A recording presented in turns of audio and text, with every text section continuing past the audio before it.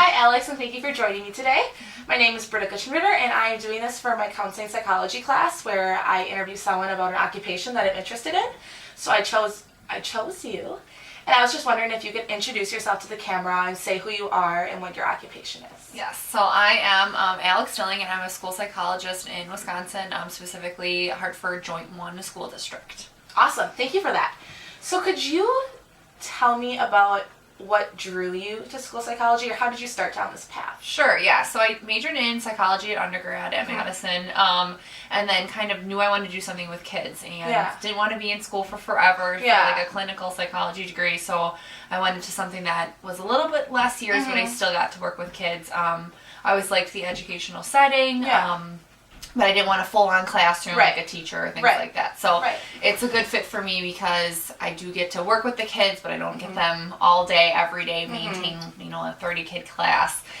So that led me to apply to grad schools within school psychology degrees. And there were a lot of programs that I did apply to. I got into one in Chicago and ended up getting my educational specialist degree in school psychology, which is kind of between like a master's and a PhD. So it's a little bit above a master's, but not quite a PhD in educational psychology. Yep. Awesome. So you said that you didn't really want to go to school for that long of a time. How long usually is the EDS specialist program? Yes. So mine was a 2-year program, including summers, and then a 1-year internship within a school. And that does look very different from state to state. So in Illinois, where I did my school, where I did my graduate degree, the internship is, if you go to a school in Illinois, the internships are not paid, and they get basically like a stipend. Yeah.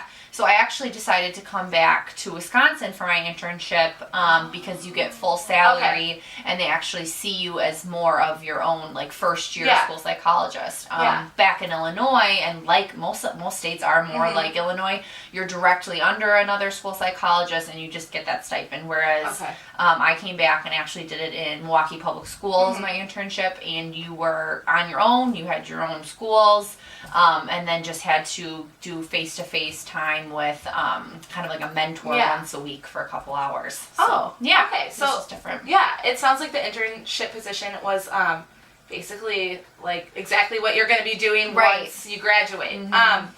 Do you think that really prepared you for entering like a real school psychologist position, or do you think something might have been different if it would have helped more? Yeah, so I was actually really glad that I chose MPS because there's so many psychs within the district because the district's so big. Yeah. So for a traditional, like where I'm at now in Hartford, there's 3 schools and there's only 3 school psychologists, which is actually a good school psychologist school ratio. Most of the time it's 1 school psychologist to like 3 or 4 schools. Oh wow. So that's kind of what drew me to MPS, because there was such a network of school psychologists that if I had a question, and a number of people could answer it.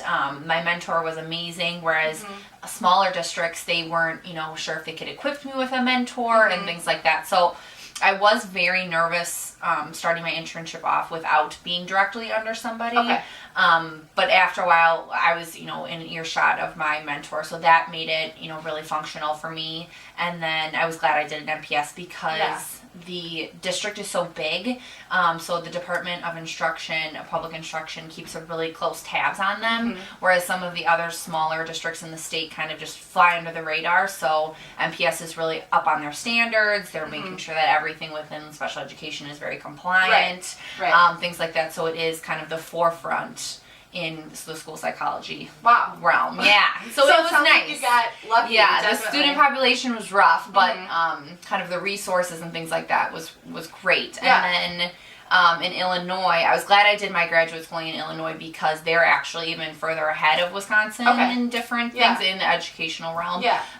So that was nice too, because I felt like, I did know most of the things coming in.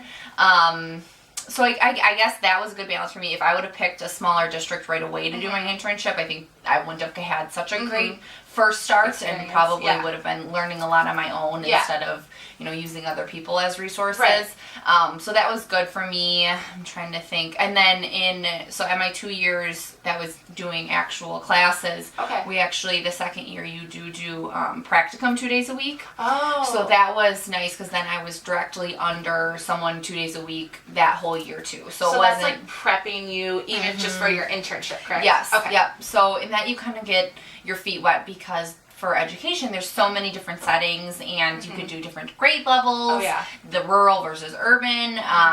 So I did my practicum within an elementary school setting and then ended up doing my internship for elementary and middle school.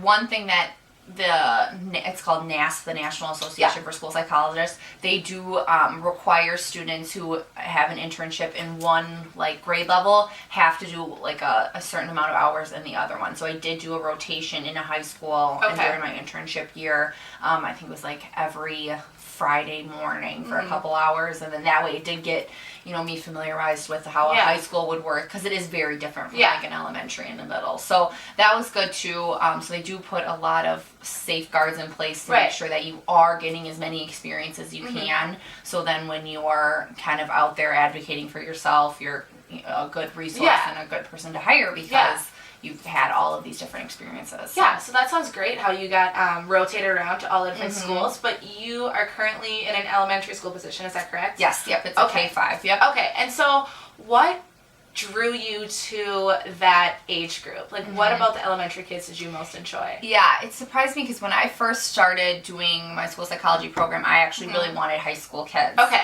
yeah. And then I did my rotation in a high school and was kind of it's almost, not that they're too far gone at that point, but it is. The kids are very stuck in their ways. It's really hard to turn those kids around. Yeah, exactly. And then even just scheduling, you had a really hard time finding different kids because they were all over the place. And then when it comes to qualifying kids for special education, they're already really qualified before they hit high school. Because they've gone through those grades. Yeah, so it's just different, and I thought I would like it a lot more, but I didn't. Yeah. And so I was more drawn to elementary, and I do really like middle. This position that I'm in now didn't give me the opportunity to be in middle. Yeah.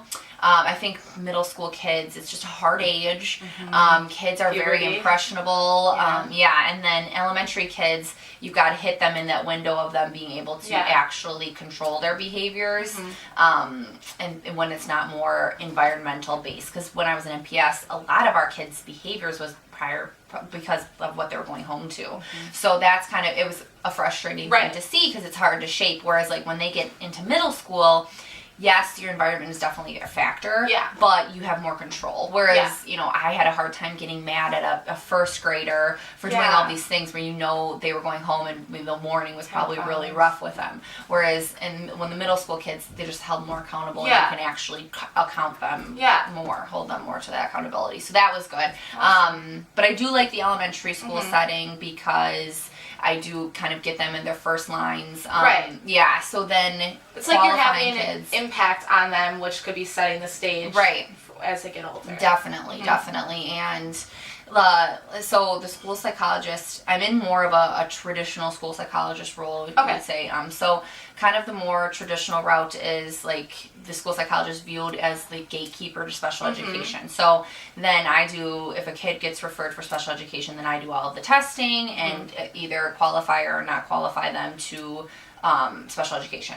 So that's kind of where that all happens is in the elementary grades because that's when kids start, slipping academically. That's when you see more of those maybe autism characteristics, things like that. So that's new and exciting because it's almost like that investigation piece where you're still trying to figure out what works best for that kid.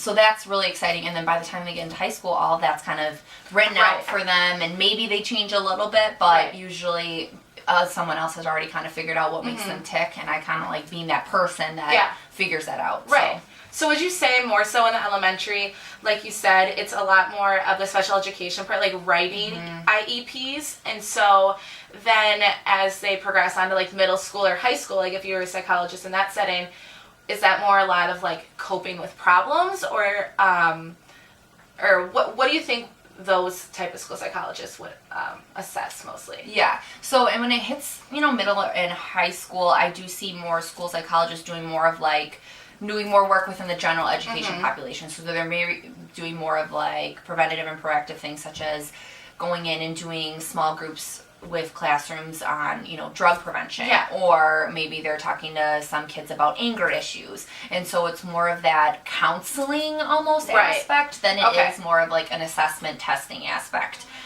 Because that's already been done in elementary school. And so now they're just putting in place some of those practices in the age level. And that's interesting because in MPS, they're moving more to that like RTI, PBIS model quicker than other schools because of they're kind of at the forefront. Okay. So actually my role in that school was they actually had a team of school psychologists that would come in and do all like initial evaluations, it's what it's called. So when a kid gets referred, you have an initial evaluation to figure out, what they would be eligible for if they're eligible. Right. And that school psychologist would actually come into my school and do that initial evaluation. That's all they did in my school. And then I was in charge of reevaluation. So reevaluations happen every 3 years, or if someone kind of requests one because they feel like eligibility has changed or something like that. So I was just in charge of those, which are very few and far between. Yeah. And those 3-year reevals can be waived if we think that eligibility won't change, or if their services are all fine, then you can just waive those and it's fine. So that was a little bit different in MPS, where I didn't have a lot of those testing responsibilities, so I was much more focused on the general education population and getting PBIS up and running. So that I kind of liked too, because you did get to work with a lot more other kids, and kind of get a system into place to prevent actually entering into special education. So that I kind of liked even prior to being like a gatekeeper of special education. So it seems like you've had basically like both sides almost. Like you've seen the general education side, you've seen the special education side. So I feel like you're pretty well rounded. And I fresh, like, yes, yeah. And that's why when people ask me, I've had people from my grad school contact me asking about MPS. Yeah. And I'm a huge advocate for it. Would I have stayed there for forever? Probably not. But I think it's a great first start because of the resources and the professional development they have. And it's amazing for a young first year, couple of years. School psych. So you really get to see all that. What would be your best advice for someone who is maybe like an undergrad thinking of becoming a school psychologist? What should they know about the occupation? Or what do you think is the most valuable part of being a school psychologist that you would say, go into this occupation, it's worth it? Right. So I actually shadowed a school psychologist before I applied, and I thought that was really helpful for me because a lot of people, like when I grew up, you don't know your school psychologist. You don't even know that there's one in a building. So that was new for me because I didn't even know that occupation was out there. So I actually went and shadowed. But because the position is so diverse from school to school, that's important to know. Like before, even if you go through graduate school, you need to really, when you are interviewing, I feel like I'm almost interviewing the district to see what they're at, because I know I'm the type of person that I don't want to be doing testing all day. I actually want to like work with kids, and I want to do more of like that PBIS aspect where it's preventative and implementing systems and doing small groups and almost more of that like counseling. But that's just me. Some people really like doing the testing and like the statistics part of it. And I do like that sometimes, but I don't want that to be my entire position. So that was always very important to me when applying for a position, is that I was actually really interviewing the district as well. So when I first applied for graduate school, I know the dean of students within my graduate school called me and wanted to talk to me and do the interview.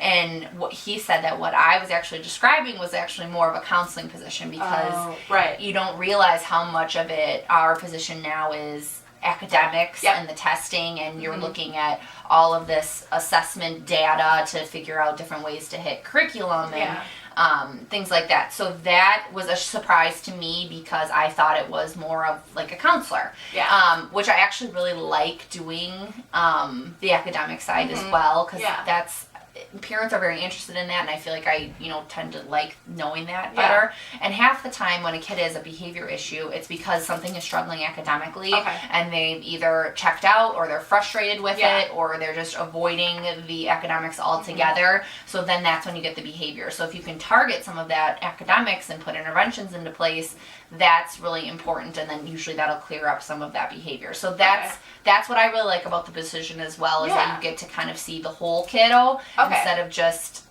just the behavior, just the social emotional, which is different from a counselor or a social worker within a school. That's more of the school psych role. But that was one thing that I learned that was different. I'm trying to think what else. No, that sounds